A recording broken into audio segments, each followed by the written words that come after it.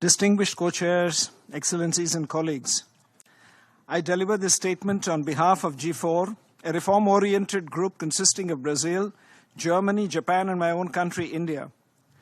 At the outset, I'd like to congratulate the co-chairs, Ambassador Tariq of Kuwait and Ambassador Lise of the Netherlands, on their appointment to this important position.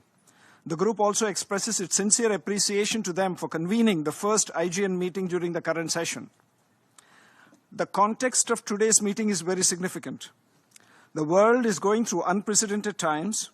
Challenges of diverse nature are emerging on an almost everyday basis. The Universal Multilateral Organization, the United Nations, is no exception either.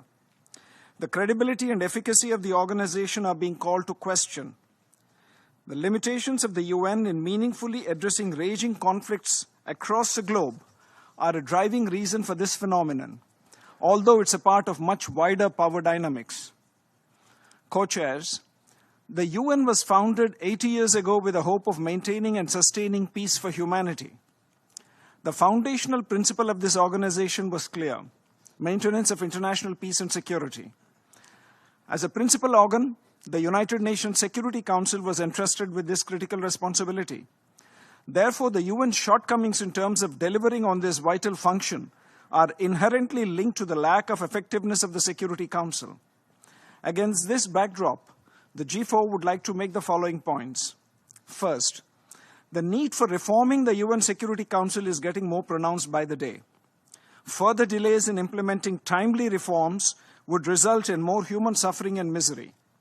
The ongoing conflicts come at a heavy cost. Countless innocent lives are lost on a daily basis.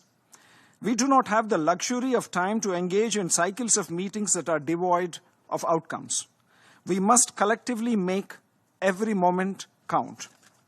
Second, the G4 has been consistent and categorical about the essential ingredients for an outcome-centric process.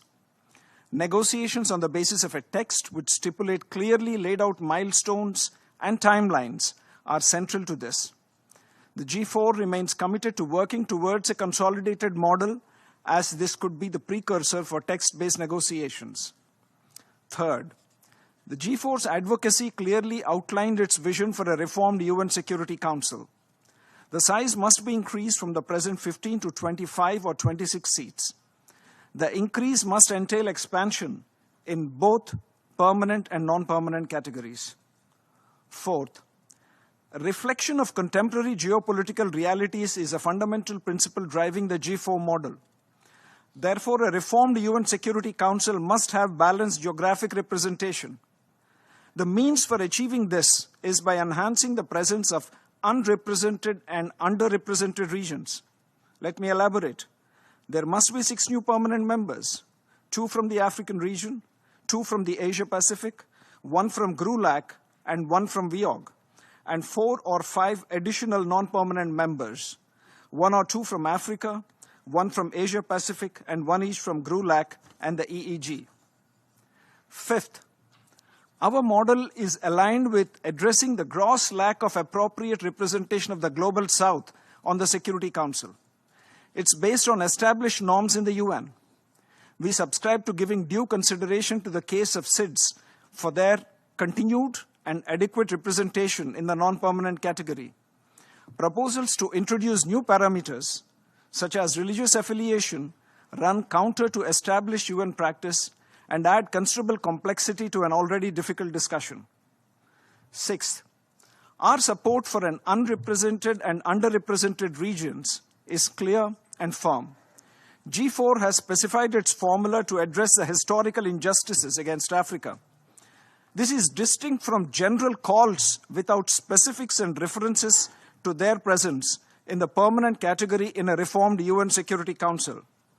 As we have said in the past, one cannot say they support addressing such injustices and at the same time oppose the expansion in the permanent category. We will tackle the problem for real if and only if states from unrepresented regions are elected for permanent seats. Finally, it is the earnest wish of G4 to see tangible progress during the current session. For decades, status quos have been posing hurdles and impeding forward movement. In so doing, they contribute to the failure of the Security Council that, as I have stated earlier, help fuel serious questioning of the legitimacy and credibility of this organization. Groups and member states inclined on achieving real reforms need to come together and resist these efforts. I thank you, co-chairs.